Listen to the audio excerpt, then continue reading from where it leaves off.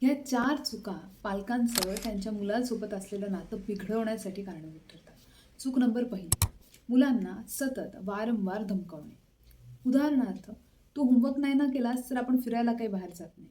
ह्यामुळे तुमच्या शब्दांना आणि पुढे जाऊन तुमच्या नात्याला काही किंमत उरत नाही.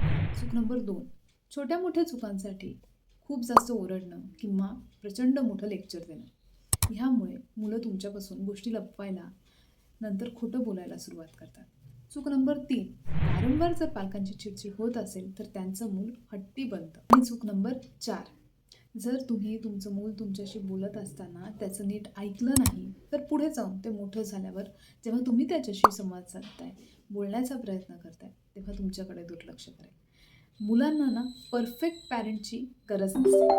मुलांना जाणीवपूर्वक त्यांच्याकडे लक्ष देणाऱ्या, त्यांची काळजी घेणाऱ्या पालकांची गरज असते. नक्की लक्षात ठेवूया.